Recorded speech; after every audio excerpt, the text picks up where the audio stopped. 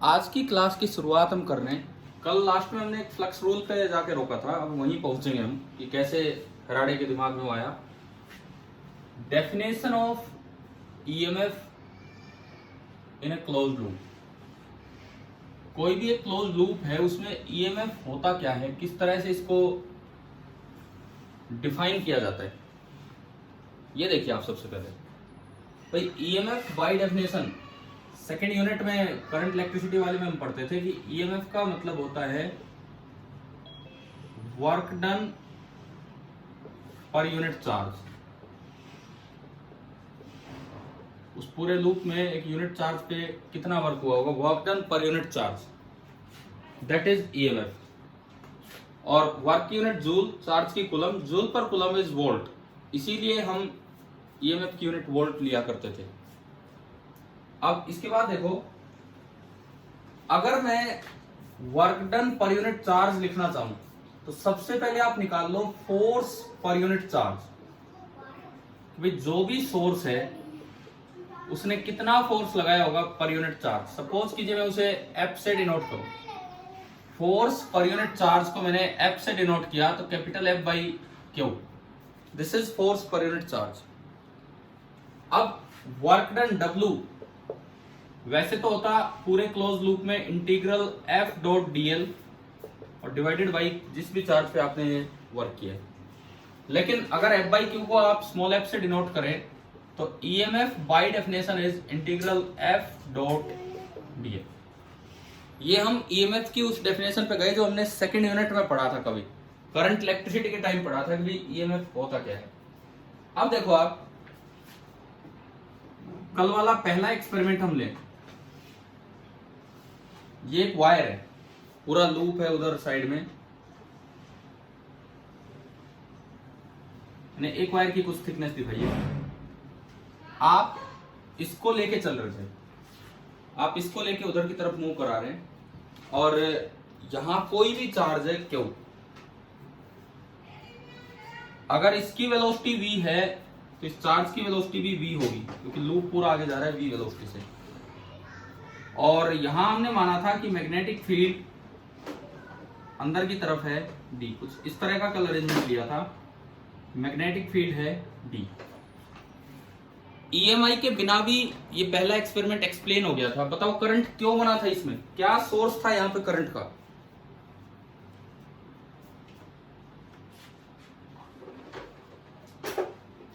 हाँ जी बोलिए, कल जो हमने पढ़ा क्या सोर्स था उसमें करंट का, जो पहला एक्सपेरिमेंट लिया कि भाई इसमें करंट घूमा तो क्यों घूमा, कौन सा फोर्स लगा था इलेक्ट्रॉन पे,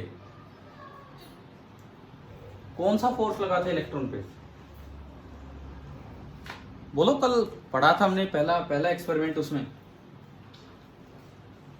क्यों चार्ज है, v वेलोसिटी से चल रहा है, b मैग्नेटिक फील्ड है, तो इस पे लोरेंट्ज फोर्स लगेगा, magnetic Lorentz force q into V cross b, उसकी वजह से चला था। तो इस चार्ज पे जो फोर्स लगा F, that is equal to Q into V cross B,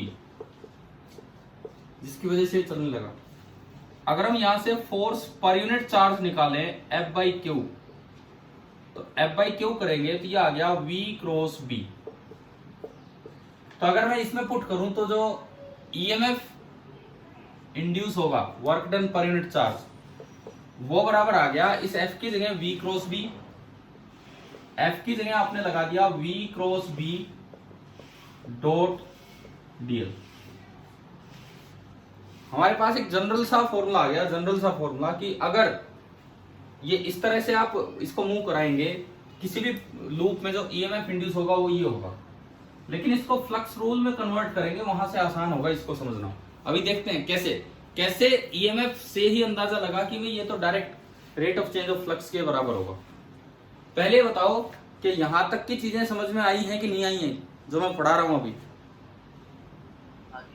ठीक है ना। ईएमएफ होता है work done per unit charge, force per unit charge का इंटीग्रल, और फोर्स पर यूनिट चार्ज इसमें था लोरेंट्ज फोर्स, तो वहां से ये आपका ये आया। ये जो ईएमएफ इंड्यूस होता है इसे बोल देते हैं मोशनल ईएमएफ। मोशनल ईएमएफ इसलिए क्योंकि इसमें वायर रेस्ट पे नहीं है, ये पहला एक्सपेरिमेंट है, वायर मोशन में है और उसके मोशन की वजह से इसमें मैग्नेटिक फोर्स लगा और जिससे ये ईएमएफ का रूप बन गया इस तरह से। अब देखो स्पेशल केस में लेता हूं, स्पेशल केस है कि बी इज यूनिफॉर्म। पहली बात ये बताओ, ये जो ऊपर इंटीग्रेशन लिखा हुआ है ये विद रेस्पेक्ट टू टाइम है या विद रेस्पेक्ट टू पोजीशन है? ये इंटीग्रेशन इसको देख के बताओ, इसको देख के ये विद रेस्पेक्ट टू टाइम है कि विद रेस्पेक्ट टू पोजीशन है? Position. With respect to position. तो बी इज यूनिफॉर्म का मतलब है no spatial variation, no spatial variation कि भाई हर जगह बी सेम हो, जितना यहां है उतना ही आगे हो, उतना ही आगे हो, मतलब जहां तक भी है इस तरह का काम, जितने इलाके में बी है वहां कोई स्पेशल वेरिएशन ना हो। दूसरी बात, motion of loop is translatory, motion of loop is translatory.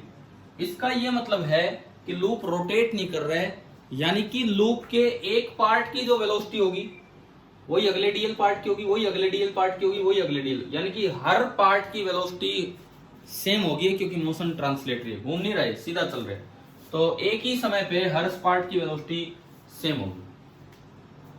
इसका यह मतलब है बी भी यूनिफॉर्म है और वी भी यूनिफॉर्म है विद रेस्पेक्ट टू पोजीशन। तो आप बताओ क्या वी क्रॉस बी बाहर निकाल सकते हैं यहां से इंटीग्रेशन से? देखिए इंटीग्रेशन से वी क्रॉस बी बाहर आ रहा है कि नहीं आ रहा है? यहां से अगर ये दो कंडीशन में लगा दूं कि बी यूनिफॉर्म है और motion of the loop translatory है, तो हर जगह का वी भी सेम और बी यूनिफॉर्म भी कर दिया, तो वी क्रॉस बी पूरा बाहर आया, तो जो ईएमएफ इंड्यूस बनेगा वो बना V cross B dot integral DL. Integral DL क्या होता है? Integral DL vector, this is the vector length capital L. तो जो ईएमएफ बना वो आपका आया V cross B dot L. ये एक ईएमएफ का फॉर्मूला आ गया जो हम ईएमएफ की डेफिनेशन से जाके निकाल के लाए एक्सपेरिमेंट नंबर 1 में। ईएमएफ की जो डेफिनेशन थी work done per unit charge, उससे ये बना, फिर स्पेशल केस लिए उससे ये फॉर्मूला बना। अब सपोज कीजिए जैसे कल वाला मैं डायग्राम बनाऊं एक्सपेरिमेंट वाला, तो ये था जो एक्सपेरिमेंट वाला हमारा डायग्राम था, वो ये था कि ये बी, ये अंदर की तरफ था बी, और एक सिंगल वायर थी जो मूव करनी स्टार्ट कर रही थी, एक सिंगल वायर वो आगे की तरफ चल रही थी विद अ वेलोसिटी v। ये b वेक्टर लेंथ का मतलब होता है कोई भी एक पॉइंट से इनिशियल से फाइनल को ज्वाइन कर दो, तो ये इस डायरेक्शन में इसकी वेक्टर लेंथ बनी, ऊपर बनाओ चाहे नीचे बनाओ, vector length l। Vector length का मतलब है स्ट्रेट इनिशियल से फाइनल को ज्वाइन करना होता है। अब सबसे पहले तो आप बताओ v क्रॉस b, इस डायग्राम को देखते हुए v क्रॉस b किधर है? इस डायग्राम को देखते हुए बताओ कि v क्रॉस b किधर है? v और b अंदर,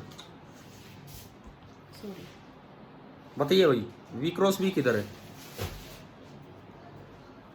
राइट हैंड थंब रूल का यूज करते हुए v आगे b अंदर, v क्रॉस b किधर है? अरे बोलो, जवाब दो यार, आप तो बिल्कुल ही चुप बैठे हो। v क्रॉस b किधर है?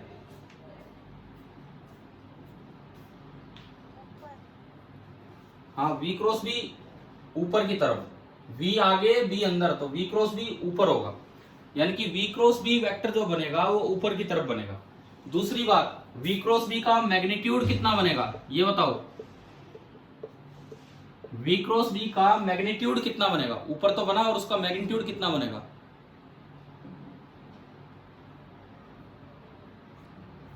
भाई v का मैग्नीट्यूड इंटू b का magnitude into sine of angle between कितना है इन दोनों के बीच में, v और b के बीच में।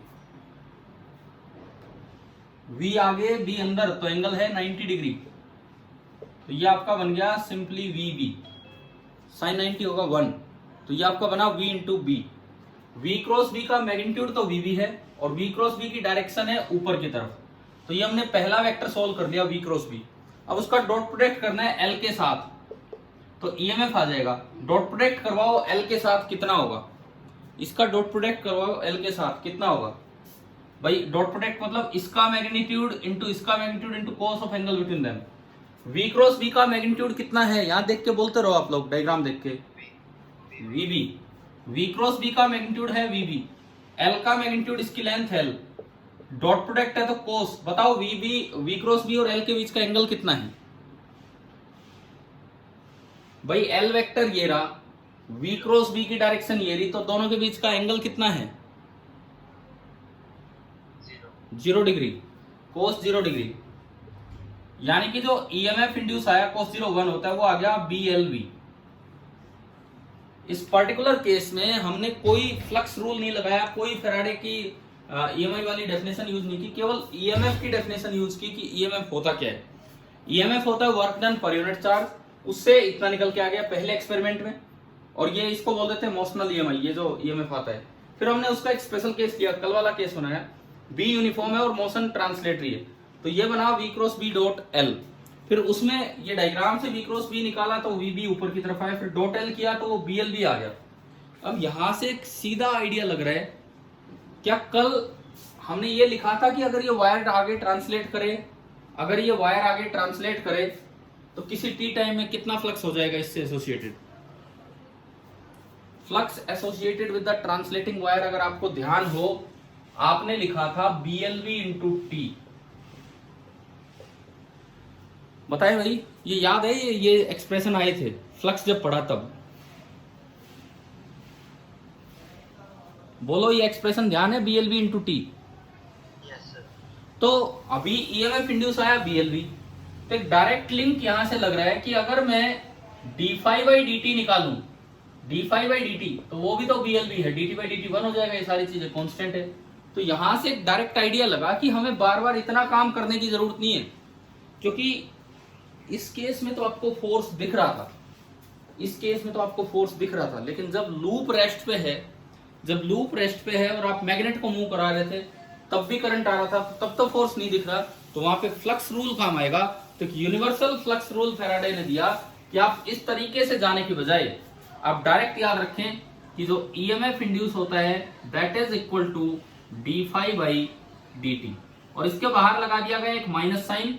माइनस साइन ये बताने के लिए कि EMF इस तरह से आएगा कि जो भी फ्लक्स में चेंज हो रहा है उसको अपोज करने के लिए, जो भी सोर्स है उसको अपोज करने के लिए EMF आएगा। ये शायद अपोजिशन वाली बात तो मैंने कल भी एक्सपेरिमेंटल स्टडी में आपको करवा दी थी, बताई थी ना ये। आप लोग यार फटाफट जवाब दिया करो, मैं वेट करता रहता हूं कि भी कुछ बोलेंगे इस तरह से। तो चलिए अब स्टार्ट करते हैं काम, क्योंकि यहां तक तो हम बस ये सीख के आए कि EMF वैसे कैसे निकालते और फ्लक्स रूल से डायरेक्ट आ गया। अब एक काम करो, अपनी बुक तो खोल ही लीजिए आज की पूरी क्लास के लिए,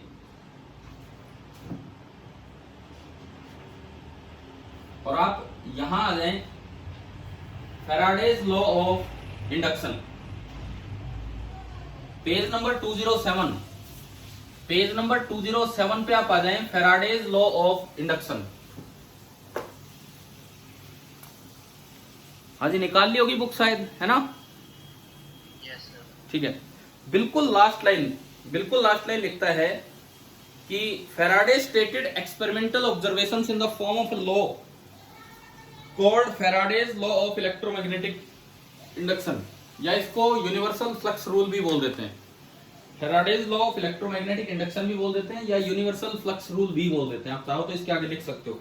the law is stated below, इससे आगे देखो, लॉ अगले पेज पे है। The magnitude of induced EMF in a circuit, ये है लॉ कि भाई ये भी तो BLV दे रहा है, इसका मतलब अगर मैं यहां से और इन दोनों को इक्वेट करूं तो मेरा एक रूल बना EMF is equal to d∅dt, EMF is equal to d∅dt। तो ये लिखता है the magnitude of induced EMF in a circuit is equal to the time rate of change of magnetic flux through the circuit. Magnetic flux, एक बात पे ध्यान देना, electric flux नहीं, मैग्नेटिक फ्लक्स। मैग्नेटिक फ्लक्स अगर टाइम के साथ change होगा तो EMF इंड्यूस होगा, ये है इसका रूल। अच्छा, इन्होंने मैथमेटिकली जब इसको एक्सप्लेन किया तो नीचे एक माइनस साइन लगा हुआ है बुक में, जो इनका रूल है, जब उसको मैथमेटिकली एक्सप्लेन किया तो EMF दिया गया, वैसे तो मैग्नीट्यूड वाइज हम यूं लिख देते हैं d∅dt, लेकिन ज्यादा करेक्ट है कि एक माइनस साइन लगा लो। आ रहे हैं अभी उस माइनस साइन पे। सबसे पहली बात आप ये बताओ कि जो d∅dt है, d∅dt वो हमने सीधा रूल नहीं लिखा, आपको पहले प्रूव करके दिखाया है कि हाँ ये सच में d∅dt के बराबर आता है। बताइए यहां तक समझ में आया कि किस तरह से ईएमएफ बाय डेफिनेशन निकालो, चिप फ्लक्स रूल से निकालो, सेम आएगा। अब ये देखो नेगेटिव साइन इसमें क्या इंडिकेट करता है, ये आगे लिखता है बुक में, the negative sign indicates the direction of E and hence the direction of current in a closed loop. This will be discussed in detail in next section. जब लेंज लॉ वाला part आएगा तो वहां पे ये चीज पढ़ रहे होंगे। अच्छा, अब इसमें एक और लिखता है कि अगर n टर्न्स हो और किसी एक टर्न में से फ्लक्स फाई हो, अगर n टर्न्स हो और किसी एक टर्न में फ्लक्स फाई हो, तो ईएमएफ का फॉर्मूला हो जाएगा -n into d/dt of phi. ये अगर n is the number of turns in the loop and phi b is the magnetic flux through each turn, phi b is the magnetic flux through each turn and n है number of turns, n है number of turns। तो ऐसे case में जो EMF induce होगा वो n times हो जाता है। तो ये आपको एक तरीका मिल गया कि कभी पूछे कि एक कोइल में ईएमएफ इंड्यूस बढ़ाना हो तो उसका एक आसान तरीका क्या है, आप क्या बढ़ा दीजिए भाई, अगर एक टर्न था तो इतना फ्लक्स था, n टर्न्स होते इंटू n हो गया। तो इसका मतलब अगर एक कोइल में आपको ईएमएफ इंड्यूस बढ़ाना हो तो एक सीधा तरीका क्या मिल रहा है, क्या बढ़ा दीजिए आप उसमें, नंबर ऑफ टर्न्स आप बढ़ा दीजिए, तो उससे ईएमएफ इंड्यूस बढ़ जाएगा। ये इसमें आगे लिखा हुआ है, the induced EMF can be increased by increasing the number of turns n of a closed coil. अब आगे बढ़ते हैं, देखिए अब इसके बाद यहां हमारे पास एक फ्लक्स रूल आ चुका है। अब उस फ्लक्स रूल से ईएमएफ इंड्यूस की तरफ हम चलेंगे कि कब कब ईएमएफ इंड्यूस होगा, कैसे कैसे हमारे लिए वो यूजफुल हो सकता है।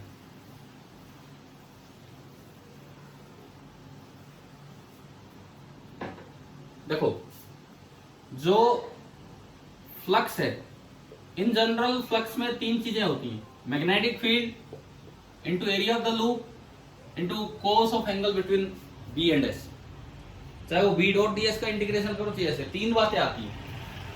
आप चाहते हैं कि ईएमआई हो, इलेक्ट्रोमैग्नेटिक इंडक्शन हो, तो ईएमआई अगर आप चाहते हैं तो उसके लिए आपको जो मैग्नेटिक फ्लक्स है उसको वेरी करवाना होगा as a function of time. अगर आप चाहते हैं कि ईएमआई हो तो उसके लिए आपको मैग्नेटिक फ्लक्स को वेरी करवाना होगा as a function of time, तब जाके ईएमएफ इंड्यूस होगा। इस तरह से है। अब तीन बातें हैं, या तो आप बी को चेंज कर लो with time, area of the loop and theta को रखो सेम, इनको चेंज मत कीजिए, इनको कांस्टेंट रखिए।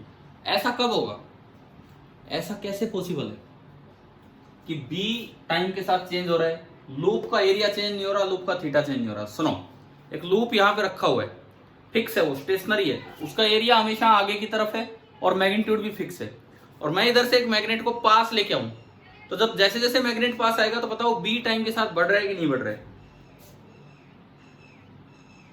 एक लूप रखा है, रेस्ट पे रखा है, आप एक मैग्नेट को बस उसके पास लेके जा रहे हो, ना डायरेक्शन चेंज कर रहे हो ना कुछ और, तो बी और एस के बीच का एंगल भी चेंज नहीं हो रहा, ना इसका मैग्नीट्यूड चेंज हो रहा, ओनली बी टाइम के साथ चेंज हो रहा है। तो इस तरह से जो ईएमएफ इंड्यूस होता है और ये जो ईएमआई होता है, इसको नाम दे दिया जाता है स्टैटिक ईएमआई। स्टैटिक ईएमआई, क्योंकि लूप बिल्कुल रेस्ट पे है, लूप बिल्कुल रेस्ट पे है, लेकिन फ्लक्स टाइम के साथ चेंज हो रहा है, और यहां भी जो ईएमएफ इंड्यूस होगा that will be equal to d∅dt, that will be equal to d∅dt। और अगर ये इस तरह से है तो s cos थीटा कांस्टेंट रहेगा, बाहर आ जाएगा, एंड ओनली बचना है dB/dt। इस तरह का जो ईएमआई होता है, इससे जो ईएमएफ इंड्यूस होते हैं उसे बोल देते हैं स्टैटिक ईएमएफ या स्टैटिक ईएमआई, ये फिनोमेना। दूसरा, या फिर भाई हमारा टारगेट ये है कि मैग्नेटिक फ्लक्स, ये जो मैग्नेटिक फ्लक्स है ये टाइम के साथ चेंज हो तो अपने आप ईएमएफ इंड्यूस होगा, ये हमारा टारगेट है। दूसरा काम, अब हम क्या करें, S as a function of time, मतलब एस टाइम के साथ चेंज हो, एरिया टाइम के साथ चेंज हो, बी एंड थीटा को आप वेरी ना कराए, बी और थीटा जो है वो बिल्कुल सेम रहे, बस जो एस है वो टाइम के साथ चेंज हो। ऐसा कब होगा, ऐसा कैसे हो सकता है बताओ? देखो सपोज बी फिक्स है, मान लो बी फिक्स है, लूप में यू शेप फ्रेम है, फ्रेम फिक्स है, यू शेप फ्रेम है, लेकिन ये एक मूवेबल वायर है, ये एक मूवेबल वायर है जो इस पे स्लाइड करती है विद सम स्पीड v। तो आप बताओ जैसे जैसे ये आगे जा रहा है, जैसे जैसे वायर आगे जा रही है, लूप का एरिया चेंज हो रहा है कि नहीं हो रहा है? बोलिए, बोलो भाई, ये एक लूप है, जैसे जैसे एक वायर आगे जाएगी लूप का एरिया का मैग्नीट्यूड चेंज होगा कि नहीं होगा? बताएं भाई, बताओ, जवाब दो। ये वायर आगे जाएगी तो लूप का एरिया बढ़ेगा कि कम होगा?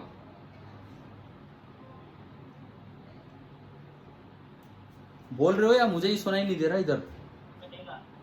ठीक है, जैसे जैसे वायर आगे जाएगी लूप का एरिया बढ़ेगा, ये आगे की तरफ जाएगी और ये एरिया बढ़ता चलेगा। तो इसका मतलब देखो, ना तो बी चेंज किया आपने, ना बी और एरिया के बीच का एंगल चेंज किया, क्योंकि एरिया हमेशा अंदर की तरफ, मान लो लूप ऐसे ही रखा है, प्लेन वही है लूप का, चाहे एरिया का मैग्नीट्यूड बढ़े प्लेन वही है, तो थीटा भी चेंज नहीं हुआ और ये भी चेंज नहीं हुआ। तो इस केस में जो ईएमएफ होता है, जो अभी हमने पढ़ा भी था, this is known as motional EMI, motional EMF induce होता है इसमें। और एक तीसरा केस और है कि आप थीटा को as a function of time change कीजिए, ना तो बी को चेंज कीजिए और ना एस को चेंज कीजिए, मतलब ना तो मैग्नेटिक फील्ड को चेंज कीजिए, ना लूप का एरिया का मैग्नीट्यूड चेंज कीजिए, केवल लूप को घुमा दीजिए। केवल आप लूप को घुमाएंगे तो अपने आप बी और एस के बीच का एंगल चेंज होगा, क्योंकि एरिया वेक्टर बार बार घूमता चलेगा। 10th क्लास में जनरेटर पढ़ा है, जनरेटर? हाँ जी, 10th क्लास में जनरेटर आता है ना सिलेबस में, तो उसमें ये तीसरा तरीका यूज किया जाता है। उसमें ना तो बी का मैग्नीट्यूड चेंज करते हैं, ना एरिया का मैग्नीट्यूड चेंज करते हैं, लेकिन लूप को, आर्मेचर कोइल को घुमाते रहते हैं पोल्स के बीच में, उससे बी और एस के बीच का एंगल चेंज होता है तो ये भी मोशनल ईएमआई, लेकिन ये बड़ा ही टाइम के अकॉर्डिंग चेंज होता है। तो this is periodic EMI, motional का ही एक स्पेशल केस है पीरियोडिक ईएमआई। फिक्स टाइम के बाद वो बार बार साइनोसॉइडल साइकिल रिपीट होती रहती, इस तरह का है। तो ये आपके 3 मेथड हैं कि आप फ्लक्स को टाइम के साथ चेंज करवा सकते हो, और फिर अगर फ्लक्स टाइम के साथ चेंज हो गया तो उसका D Y by D T निकाल लो, उससे आपका आ जाएगा ईएमएफ इंड्यूस। चलिए अब हम आगे बढ़ते हैं, इन्हीं 3 चीजों को लेके अपना काम स्टार्ट करते हैं। सबसे पहले मैं एक सवाल लेता हूं स्टैटिक ईएमआई पे। स्टैटिक ईएमआई से मैं एक क्वेश्चन स्टार्ट कर रहा हूं। देखो,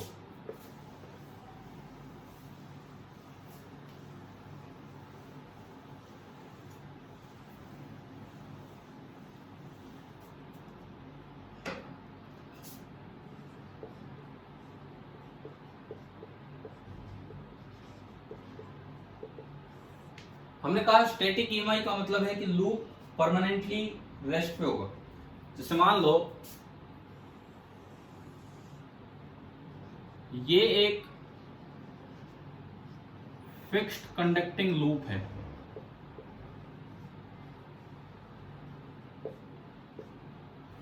और इसमें हमें दिया गया है कि resistance per unit length, suppose that is के। एक फिक्स्ड कंडक्टिंग लूप है और रेजिस्टेंस पर यूनिट लेंथ आपको के दे दिया, और इसका रेडियस मान लो ए है। इसको एक ऐसे फील्ड में रखा गया है जिसके प्लेन के परपेंडिकुलर है, और एरिया भी प्लेन के परपेंडिकुलर ही होता है। इस तरह के फील्ड में इसे रखा गया है, लेकिन ये फील्ड किसी मैग्नेट की वजह से, और वो मैग्नेट को आप धीरे धीरे इसके पास लेके आते जा रहे हो। मैग्नेट अगर इसके पास लाओगे तो बताओ ये फील्ड टाइम के साथ बढ़ेगा कि कम होगा? अगर मैग्नेट इसके पास ला रहे हो तो फील्ड टाइम के साथ बढ़ेगा कि कम होगा? बताइए। बढ़ेगा।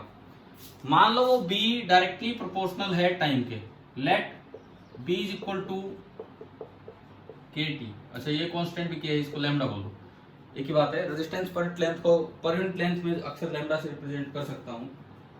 तो आपको ये दिया, अब आपको ये बताना है कि इसमें कितना तो ईएमएफ इंड्यूस हुआ होगा इस लूप में, और क्या उसकी डायरेक्शन होगी, मतलब जो उसकी वजह से करंट आएगा उसकी क्या डायरेक्शन होगी, ये दो बातें। तो देखो अगर आप ईएमएफ की जनरल डेफिनेशन से जाएं work done per unit charge, वो मुश्किल हो जाएगा। इसीलिए तो एक यूनिवर्सल फ्लक्स रूल दे दिया फैराडे ने कि जिससे चीजें थोड़ी आसान हुई। सबसे पहले आप इसके साथ एसोसिएटेड फ्लक्स लिखो।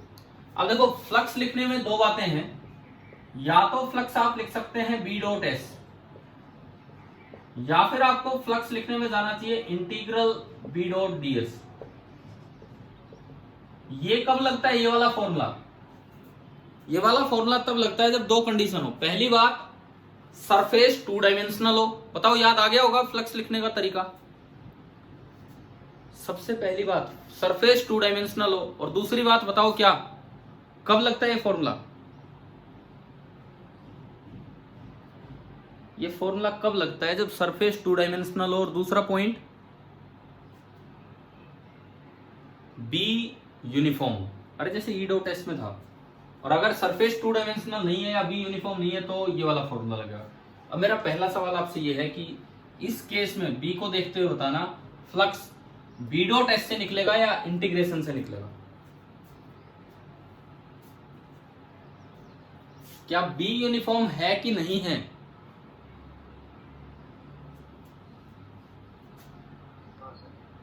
क्यों? बिल्कुल है। अब आप यही तो गलती कर रहे हो ना। ये बी में कौन सा वेरिएशन है? बी में टेम्पोरल वेरिएशन है, टाइम के साथ वेरिएशन हो रहा है। क्या कहीं भी ऐसा दिया है कि इस जगह बी इतना है, इस जगह इतना, इस जगह इतना? नहीं। It means no spatial variation. B में कोई स्पेशल वेरिएशन नहीं है। और ये इंटीग्रेशन टाइम के रेस्पेक्ट में है कि स्पेस के रेस्पेक्ट में? बोलो यार, जवाब दो। ये इंटीग्रेशन टाइम के रेस्पेक्ट में है कि स्पेस के रेस्पेक्ट में, पोजीशन के रेस्पेक्ट में?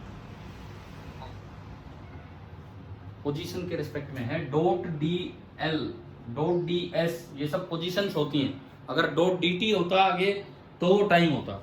ये स्पेस। और वैसे ना यार, ये बात तो अब तक याद होनी चाहिए थी। हम इलेक्ट्रिक फ्लक्स पे पूरा एक चैप्टर पढ़ के आते हैं, इलेक्ट्रोस्टैटिक्स में पूरा एक चैप्टर पढ़ के आते हैं अलग से, और उसमें बड़ा क्लियर आपको किया जाता है। और ऐसे सवाल भी करवाए हैं कि जब कभी इलेक्ट्रिक फील्ड टाइम के साथ चेंज हो, पोजीशन के साथ चेंज ना हो, तो आप डायरेक्ट ये फॉर्मूला लगा सकते हैं फ्लक्स का ई डॉट एस, अगर सरफेस टू डायमेंशनल है तो वो बातें याद रखा करो भाई।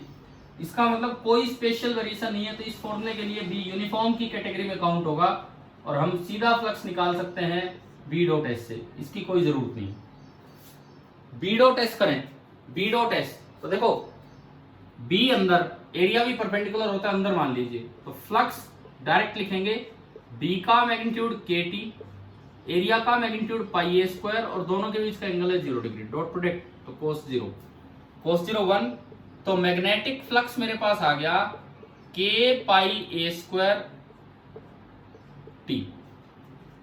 अब इसके बाद आगे बढ़ना है।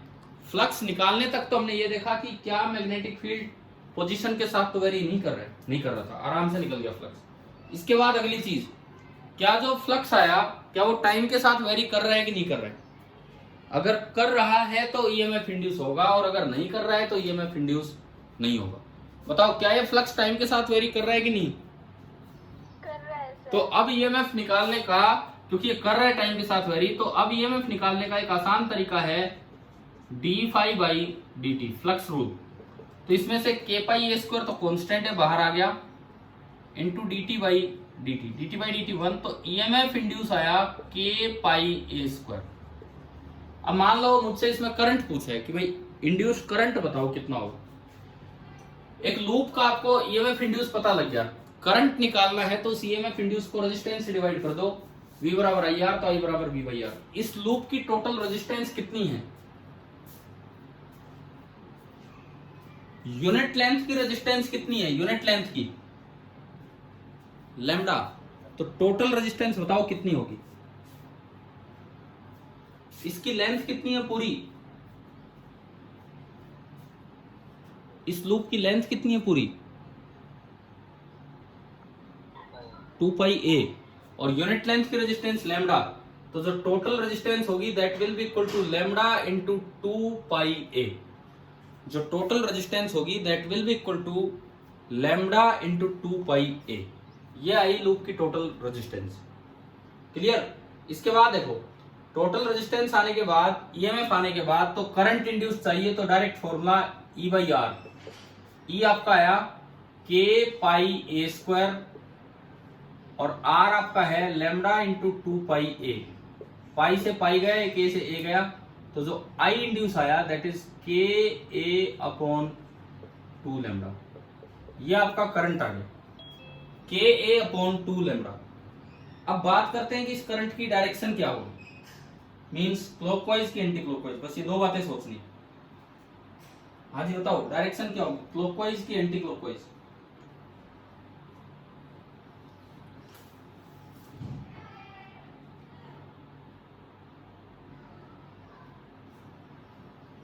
बताओ किस तरह से देखना होता है। कल सिखाया था कि जो ईएमएफ आता है, जो करंट आता है, जो भी चेंज हो रहा है उसको अपोज करने के लिए आएगा। आप यूं बताओ, ये बी टाइम के साथ बढ़ रहा है कि कम हो रहा है?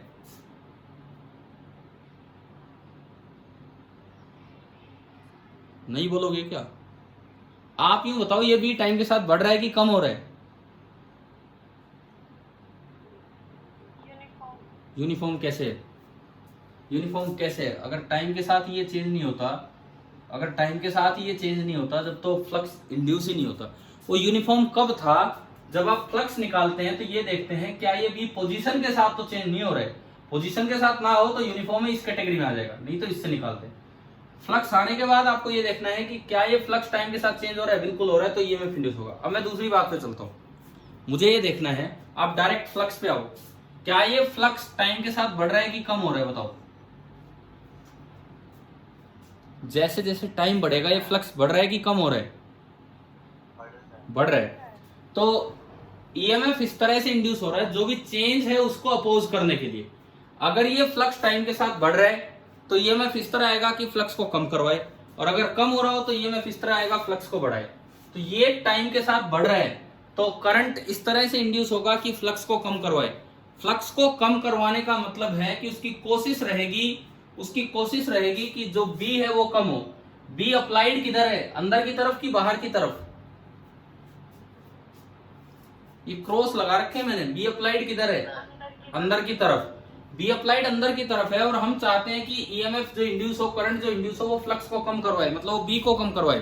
तो अगर बी अप्लाइड अंदर की तरफ है तो बी इंड्यूस करंट का जो बी होगा कम करवाने के लिए आएगा, तो वो किधर आना चाहिए? बाहर की तरफ। क्लियर? अब बाहर की तरफ अगर बी आएगा, यूं अगर करंट फ्लो करता है तो उसका बी भी अंदर की तरफ जाएगा। तो इसका मतलब जो करंट फ्लो करेगा वो कैसे आएगा? वो करंट कैसे आएगा? यूं आएगा, एंटी क्लॉकवाइज। अभी बताइए भाई, क्या ये पॉइंट समझ में आया कि नहीं आया? डायरेक्शन कैसे निकाली हमने? ठीक है। सपोज इसी क्वेश्चन में फ्लक्स दिया होता, बी दिया होता के बाई टी, बी दिया होता के बाई टी। अब बताओ, मैग्नेट को आप पास ला रहे हो कि मैग्नेट को दूर लेके जा रहे हो? जैसे जैसे टाइम बढ़ रहा है दूर, क्योंकि बी टाइम के साथ चेंज हो रहा है और कम हो रहा है। अब अगर आप फिर से वही बात, मैं पूरा क्वेश्चन रिपीट कर रहा हूं, क्या फ्लक्स निकालने के लिए ये फॉर्मूला लगा पाएंगे कि नहीं? बताएं। बिल्कुल लगा पाएंगे। क्यों नहीं लगा पाएंगे? फिर वही बात है, देखो आप समझो ना एक एक चीज को। ये फॉर्मूला कब लगता है? जब सरफेस 2 डायमेंशनल हो और बी यूनिफॉर्म हो। यूनिफॉर्म कौन सा? कि वो पोजीशन के साथ चेंज ना हो। फ्लक्स कैलकुलेट करने में हमें केवल ये देखना है कि क्या बी पोजीशन के साथ तो चेंज नहीं हो रहा है। क्या इसमें कहीं भी एक्स वाई जेड आ रहे हैं? क्या बी पोजीशन के साथ चेंज हो रहा है? क्या ये बी पोजीशन के साथ चेंज हो रहा है? नहीं हो रहा है। इसका मतलब इसमें कोई स्पेशल वेरिएशन नहीं है, तो बी यूनिफॉर्म है और सरफेस 2D है, तो बिल्कुल वैलिड है ये फॉर्मूला। इसमें तो कोई दिक्कत ही नहीं है। आप इन दो चीजों में थोड़ा डिफरेंस बना के रखो ना। फ्लक्स जब निकालना है ये कब लगेगा? जब बी पोजीशन के साथ चेंज ना हो, चाहे टाइम के साथ चेंज हो। फिर ईएमएफ कब इंड्यूस होगा? जब फ्लक्स टाइम के साथ चेंज हो। ये दो बातें हैं। तो आप फिर से बताओ, क्या बी डॉट एस फॉर्मूला इस क्वेश्चन में लग जाएगा? अगर मैंने बी के बाई टी लिया तो लग जाएगा। ठीक है, तो आपने ये लगाया, तो यहाँ पे ये लिखा हुआ, मैं यहीं पे चेंज करता हूँ, के बाई टी हो गया इंटू कोस 0। तो फ्लक्स आया के pi A square by T. अब फ्लक्स रूल लगाते हैं, फ्लक्स रूल, क्योंकि ये फ्लक्स टाइम के साथ चेंज हो रहा है तो ईएमएफ इंड्यूस होगा, और ईएमएफ इंड्यूस होगा D phi by D T. तो के पाई ए स्क्वायर तो कांस्टेंट है, के पाई ए स्क्वायर तो कांस्टेंट है, D by D T of T rest power -1, क्योंकि 1/t -1 आगे आया, minus K pi A square and T की power एक और कम करेंगे तो टी रेस्ट पावर -2, तो ये आया minus K pi A square upon T square, ये आ गया। माइनस की कोई इंपॉर्टेंस नहीं है, आप मैग्नीट्यूड ले रहे हैं, इसका मतलब इस सवाल में जो ईएमएफ इंड्यूस होगा वो टाइम के साथ चेंज होगा, और वो आएगा के pi A square upon T square, क्योंकि मैग्नीट्यूड हमेशा पॉजिटिव लेना होता है। जो ईएमएफ इंड्यूस होगा वो टाइम के साथ चेंज होगा, और वो होगा के pi A square upon T square. जैसे सवाल आ जाए कि भाई 3 सेकंड पे बताओ कितना ईएमएफ इंड्यूस हुआ, 3 सेकंड पे, तो एट 3 सेकंड आप 3 इसमें पुट करेंगे, वो अपॉन 9 आ जाएगा। पिछले सवाल में जब बी बराबर के टी था तो ईएमएफ कांस्टेंट आ गया था, क्योंकि D t by D T 1 हो गया था, इसमें ईएमएफ टाइम पे डिपेंडेंट है। चलिए मैग्नीट्यूड तो आ गया, अब बात करते हैं डायरेक्शन की। ये जो ईएमएफ इंड्यूस हुआ है इसकी डायरेक्शन क्या होगी, ये जो ईएमएफ इंड्यूस हुआ है इसकी डायरेक्शन क्या होगी, फिर से बताओ। ये जो फ्लक्स है, यहां आया करो फ्लक्स पे, फ्लक्स टाइम के साथ बढ़ रहा है कि कम हो रहा है? जैसे जैसे टाइम बढ़ेगा, इस फ्लक्स को देखो, जैसे जैसे टाइम बढ़ेगा फ्लक्स बढ़ रहा है कि कम हो रहा है? कम हो रहा है। तो ईएमएफ इस तरह आता है कि वो चेंज को अपोज करे, चेंज को अपोज करे, ना कि फ्लक्स को अपोज करे, चेंज इन फ्लक्स को अपोज करे। अगर फ्लक्स टाइम के साथ कम हो रहा था तो वो उसे बढ़ाने की कोशिश करेगा, बढ़ाने की कोशिश करेगा, तो इंड्यूस करंट का बी अप्लाइड बी को सपोर्ट करेगा।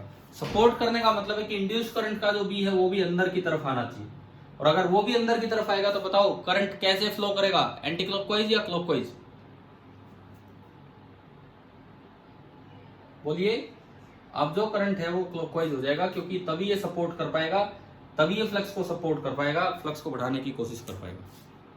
आप बताओ ये 2 सवाल समझ में आए स्टैटिक ईएमआई पे? अमित बोलो, क्लियर है कि कोई डाउट है इनमें?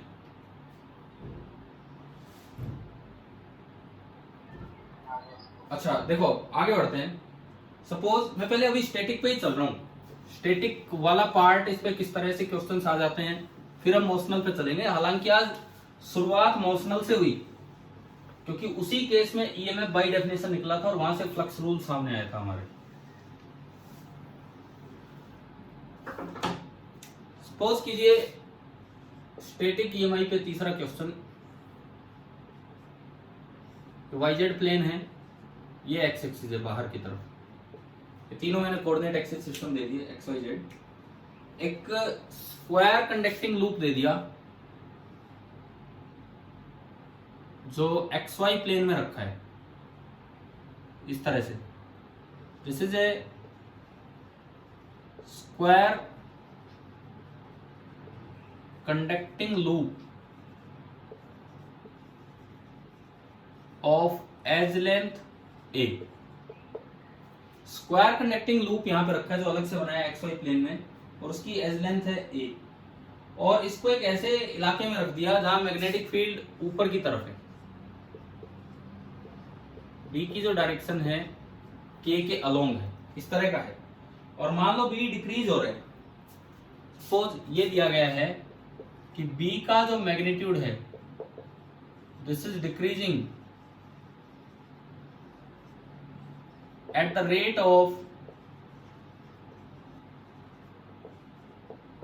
q टेस्ला पर second.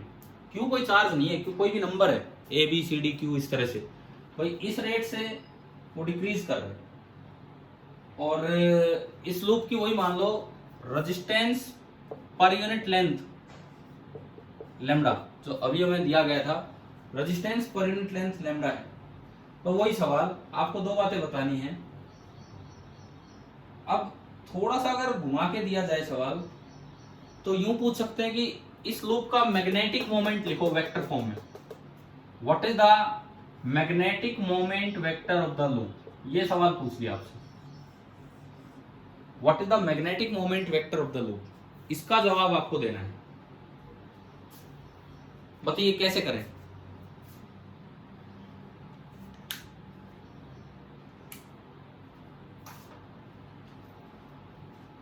Magnetic moment vector of the loop निकालना है, कैसे निकालें? वही 2-3 स्टेप। मैग्नेटिक मोमेंट तो तब बनेगा जब करंट आएगा, करंट तब आएगा जब फ्लक्स टाइम के साथ चेंज होगा। तो सबसे पहला काम तो होना चाहिए इस लूप में से फ्लक्स लिखो। पहला काम हो कि इस लूप में से फ्लक्स लिखें। मेरा फिर से वही सवाल है, क्या लूप में से मैग्नेटिक फ्लक्स जब आप लिखेंगे तो वो magnetic flux B dot S से लिखा जाएगा या integral B dot D S से लिखा जाएगा? B dot S. कारण लूप स्क्वायर लूप है, स्क्वायर लूप मतलब 2 डायमेंशनल लूप है। एंड डी में कहीं नहीं दे रखा कि भी स्पेस के साथ पोजीशन के साथ चेंज हो रहा है, टाइम के साथ डिक्रीज कर रहा है, टाइम के साथ डिक्रीज कर रहा है। इसका मतलब आपको ये दिया गया है कि dB बाई dt कितना है? dB बाई dt बोलो, dB बाई dt कितना दे रखा है? Minus Q. बिल्कुल सही है, साइन का ध्यान रखना चाहिए। dB बाई dt है -q टेस्ला पर सेकेंड, इस तरह से है। अब यूनिट देने की कोई जरूरत नहीं है, यूनिट जब जरूरत पड़ती है जब न्यूमेरिकल वैल्यू दे रखी हो, ABCD की बात कर रखी हो तो यूनिट को लिखना जरूरी नहीं होता है। अब पहला स्टेप आपने मैग्नेटिक फ्लक्स लिखा, मैग्नेटिक फ्लक्स सीधा लगाया B डॉट S। इसका एरिया भी आप ऊपर मान सकते हो, लूप के परपेंडिकुलर मानना होगा। B भी ऊपर है तो ये आपका हो गया B इंटू एरिया। इसकी एज लेंथ कितनी दी है? A, तो स्क्वायर का एरिया कितना होगा? A स्क्वायर और इंटू कोस 0। तो मतलब मैग्नेटिक फ्लक्स जो हुआ, magnetic flux it is coming out to be B into A square.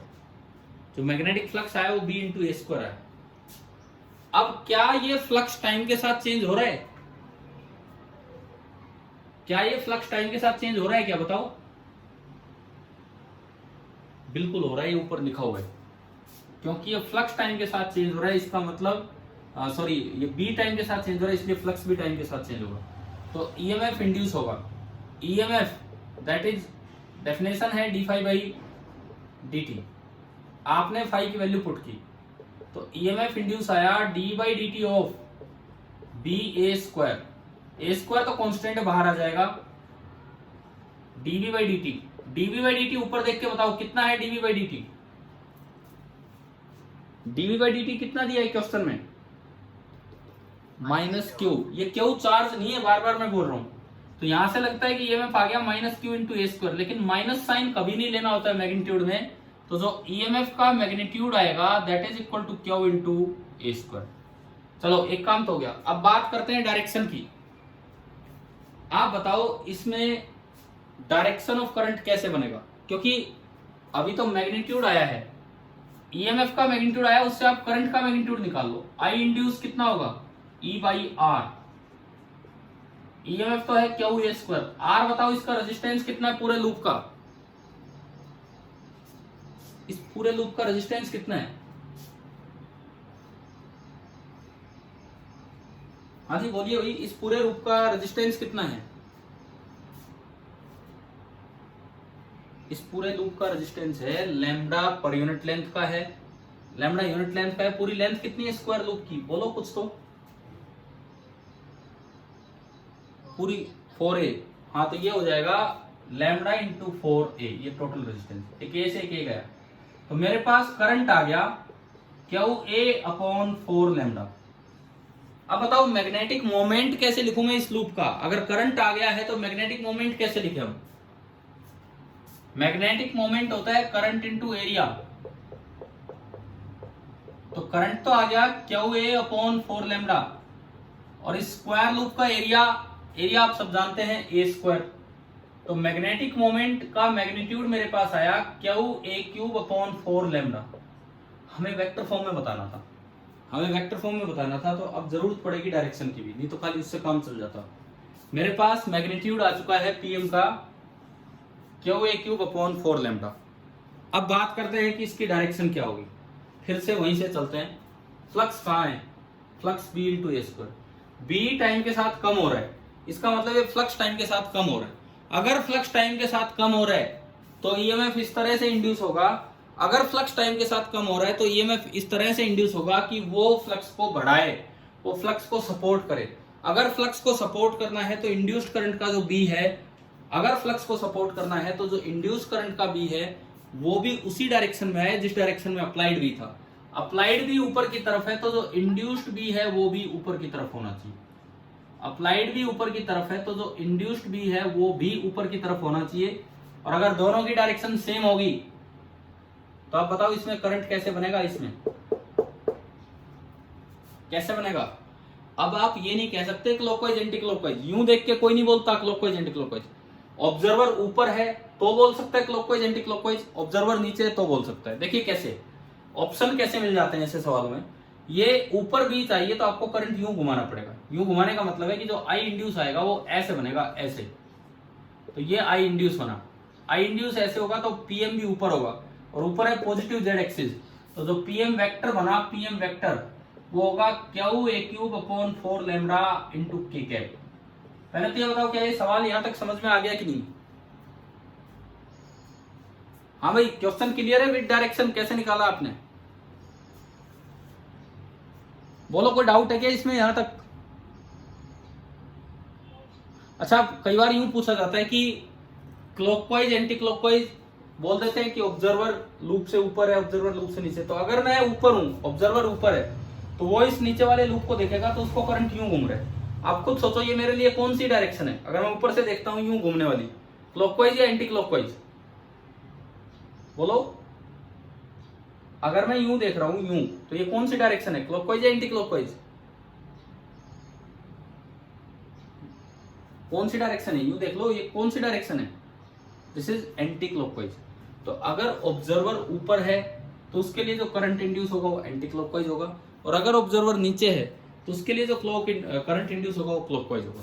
अगर प्लेन ऑफ द बोर्ड पे लूप रखा होता तो ऑब्जर्वर केवल एक साइड होता है बाहर की तरफ, और वो एक जवाब दे सकता है कि भी क्लॉकवाइज या एंटी क्लॉकवाइज। इसमें दोनों चीजें हैं।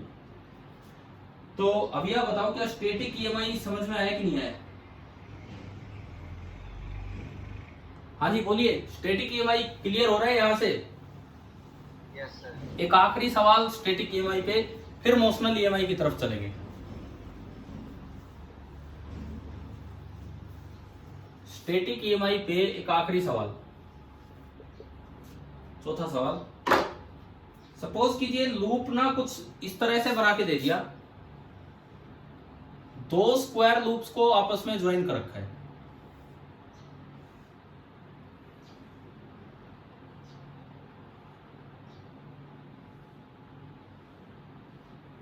ये देखिए क्या है, ये बीच में कटा हुआ नहीं है, इसके नीचे से जा रहा है। इस स्क्वायर पार्ट की एज लेंथ है ए और इस स्क्वायर पार्ट की एज लेंथ है बी। मैंने एक ही लूप को यूं तरोड़ मरोड़ के इस तरह से भैया दो पार्ट में डिवाइड कर दिया, लेकिन कनेक्टेड है वो ढंग से, दोनों स्क्वायर लूप्स हैं। डायग्राम देख के बताओ ए लेंथ बड़ी है या बी, कौन सी लेंथ बड़ी है इन दोनों में, ए दिया भी हुआ है, हमने लिख दिया यहाँ पे। And resistance per unit length हर बार की तरह हम बोल रहे हैं लैम्डा। इस कंडक्टिंग लूप की रेजिस्टेंस पर यूनिट लेंथ है लैम्डा। अब बी लगा रखा है अंदर की तरफ, पूरे इलाके में कोई स्पेशल वेरिएशन नहीं है, बी अंदर की तरफ है। And B is equal to k t, with time ये बी चेंज हो रहा है, वेयर के इज ए पॉजिटिव कांस्टेंट। के जो है वो एक पॉजिटिव कांस्टेंट है और बी यूं अंदर की तरफ लगा रखा है। अब आपको इसमें यह बताना है कि कितना ईएमएफ इंड्यूस होगा। ये ईएमएफ छोड़ो, करंट निकाल दो कि करंट कैसे फ्लो करेगा। मान लो आपको कोई जैसे एक पार्ट दे दिया पी क्यू, ये पी क्यू पॉइंट में दे दूं, तो find the magnitude and direction of current induced in P Q. P Q branch में पी से क्यू करंट जाएगा या क्यू से पी जाएगा और कितना जाएगा, ये हमारा सवाल है।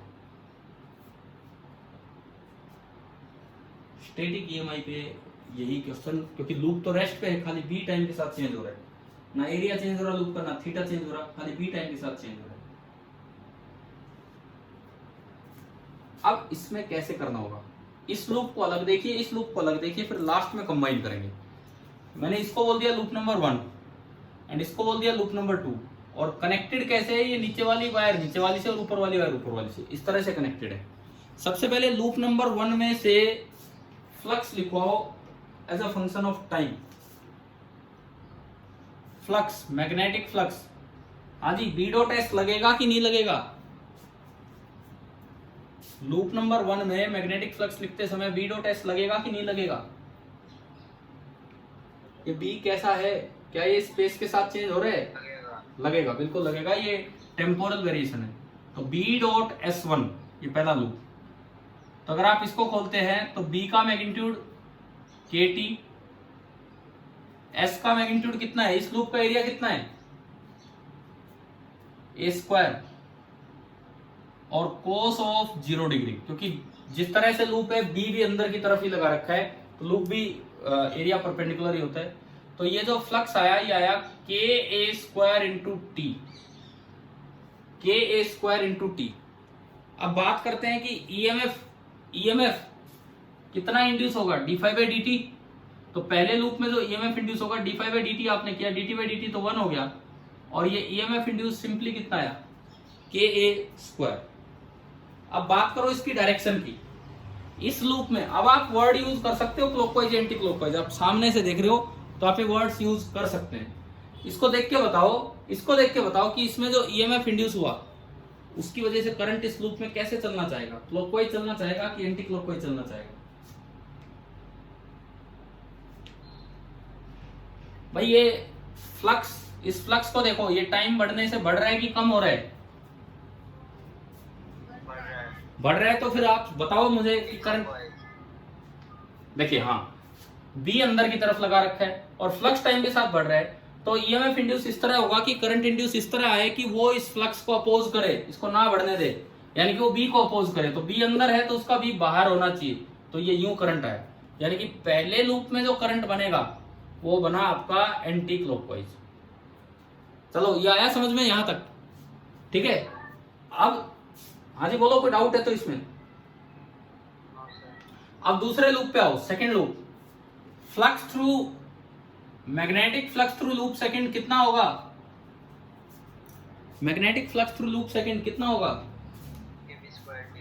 हाँ बिल्कुल ऐसे ही, के बी स्क्वायर टी हो जाएगा, के बी स्क्वायर टी। तो जो ईएमएफ इंड्यूस है E2 वो कितना होगा? के बी स्क्वायर, ठीक है। अब इसमें करंट की बात करो, डायरेक्शन की, इसमें डायरेक्शन कैसे आएगी? सेम वही चीज है, ये टाइम के साथ बढ़ रहा है तो उसको अपोज करो, बी अंदर की तरफ लगा रखा है तो ये एंटी क्लॉकवाइज। अब दिक्कत क्या होगी, ये देखो, ये लूप भी चाह रहा है कि करंट एंटी क्लॉकवाइज फ्लो करे, ये लूप भी चाह रहा है कि करंट एंटी क्लॉकवाइज फ्लो करे, लेकिन जिस तरह का इनका आपस का कनेक्शन है ऐसा पॉसिबल ही नहीं है कि दोनों में करंट एंटी क्लॉकवाइज फ्लो करे, क्योंकि अगर इसमें एंटी क्लॉकवाइज फ्लो किया तो वो यूं जाएगा और वो इसमें क्लॉकवाइज बन जाएगा, और अगर इसमें एंटी क्लॉकवाइज फ्लो किया तो यूं जाएगा और इसमें क्लॉकवाइज बन जाएगा। आप बताओ क्या ये समझ में आया कि नहीं आया? देखो दोनों ईएमएफ एंटी क्लॉकवाइज करंट चाह रहे हैं, लेकिन जिस तरह का लूप का कनेक्शन है, ये लूप सीरीज में जुड़े हुए हैं, एक से करंट दूसरे में जाना है, तो जिस तरह का लूप का कनेक्शन है बड़ा क्लियर है कि अगर ये एंटी क्लॉकवाइज हुआ तो उसको क्लॉकवाइज होना पड़ेगा, और वो एंटी क्लॉकवाइज हुआ तो इसको क्लॉकवाइज होना पड़ेगा। तो अब फाइनल आंसर कैसे दें? पहली बात, क्या दोनों ईएमएफ एक दूसरे को अपोज कर रहे हैं कि सपोर्ट कर रहे हैं? अपोज कर रहे हैं। तो जब सीरीज में दो ईएमएफ हो और दोनों एक दूसरे को अपोज करें तो ऐसी सिचुएशन हो जाती है, एक ये हो गया और एक ये हो गया, और ये दोनों सीरीज में जुड़े हैं तो दोनों की रेजिस्टेंस आपस में ऐड हो जाएगी। देखो ये मान लो ये वाला है, सपोज कीजिए ये वाला मैंने माना, कोई भी आप मान सकते हो, उससे कोई फर्क नहीं पड़ रहा।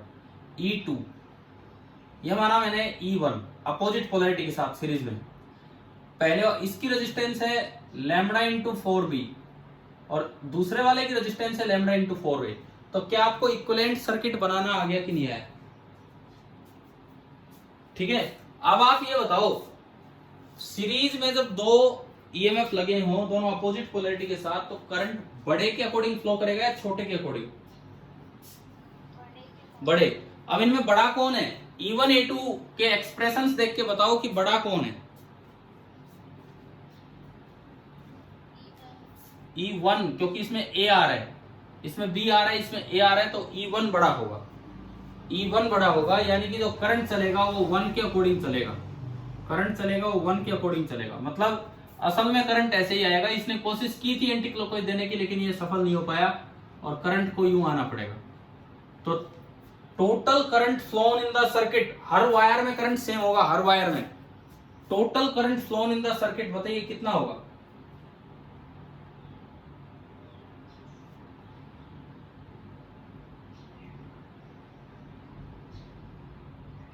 हाँ जी, टोटल करंट कितना होगा सर्किट में?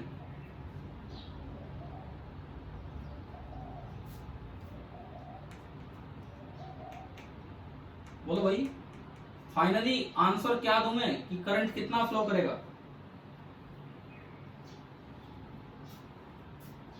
अरे जो आई आएगा, total I, that is EMF, that is E1 minus E2, बड़े में छोटा घटा, लेकिन रेजिस्टेंस पूरी ऐड होगी R1 प्लस R2।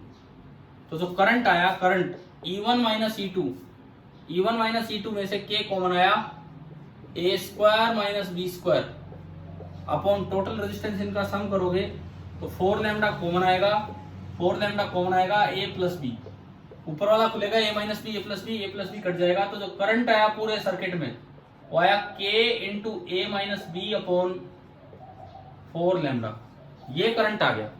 पहले तो आप ये बताओ करंट कैसे निकाला, समझ में आया कि नहीं आया पूरा? आ गया सर। डायरेक्शन बताओ, PQ में पूछा था, तो PQ में P से Q या Q से P? P से Q, तो डायरेक्शन आई P टू Q। अच्छा, सेम क्वेश्चन, एक छोटा सा मैं चेंज कर रहा हूं, बिल्कुल सेम सवाल, और मैं कर दूं कि A छोटा है और B बड़ा है। अब बताओ क्या क्या बदलाव होगा? पहली बात तो अब इसके अकॉर्डिंग करंट चलेगा, इसके अकॉर्डिंग चलेगा, तो इसको यूं होना पड़ेगा, इसको यूं होना पड़ेगा, तो करंट यूं हो जाएगा, यानी कि करंट चलेगा Q to P, P to Q की बजाय अब करंट हो जाना है Q टू P, ठीक है। और दूसरी बात, E2 माइनस E1 करोगे तो ये हो जाएगा B square minus A square, और यहां आ जाएगा B माइनस A। तो आप बताओ इन 3 4 5 सवालों से क्या स्टैटिक ईएमआई का कॉन्सेप्ट क्लियर हुआ कि नहीं, क्या होता है क्या नहीं? ठीक है, स्टैटिक ईएमआई तक होने के बाद अब एक बार अपनी बुक पे आओ, क्योंकि आज नोशनल का बस जिक्र हुआ है और ज्यादा नहीं। स्टैटिक ईएमआई तक का होने के बाद आप ऐसा करेंगे, आज ना अपने इसी पेज पे, ये जो पेज नंबर 209 है, यहां तक जितना आपसे हो सके, तीसरा एग्जाम्पल भी रहने देना, तीसरा एग्जाम्पल जो है वो भी अभी तो रोटेशन पे है। पहला मैंने कल करवाई दिया था, दूसरा ये चल ही रहा है। दूसरा तो आपका ये पार्ट है स्टैटिक ईएमआई, ये आप ट्राई कर लेंगे। अभी कुछ टाइम बचा है क्या? मैं अगला टॉपिक करवा दूं अगर टाइम है तो। 2 मिनट। तो 2 मिनट कैसे टाइम है? नेक्स्ट टॉपिक हम यही पढ़ रहे थे कि लेंज लॉ क्या है, हालांकि उसका यूज हम करते जा रहे हैं, और वो कैसे एनर्जी कंजर्वेशन पे बेस्ट। कोई बात नहीं, छोड़ो, बाद में करते हैं। कल ये ध्यान रखना, कल मॉर्निंग में आपका ईएमआई पे टेस्ट होगा। मॉर्निंग नहीं, मतलब क्लास के बाद और आपकी बायो क्लासेज से पहले, ठीक है। कल ईएमआई पे जिसमें LR circuit, magnetic flux rule, experimental part, और जो कल की क्लास में हो जाएगा लेंज लॉ और मोशनल ईएमआई थोड़ा वो, मतलब इन 5-6 क्लासेस पे बेस्ड कल आपका मेरी क्लास खत्म होती है 9 बजे और शायद दोपहर में 2 बजे स्टार्ट होती है। तो इनके बीच में जो मेरा फ्री टाइम होगा मैं उसके हिसाब से देखूंगा। आपको एक टेस्ट देना होगा इस समय। क्लियर है ना भाई? सभी को आ गया समझ में? ठीक है, तो अपनी तैयारी करके रखना। और अब एक नया पार्ट है ईएमआई, तो कोई पीछे का तो कुछ आ भी नहीं रहा है, अच्छी शुरुआत कीजिए इसमें। चलिए ठीक है, थैंक यू, आगे कल पढ़ते हैं।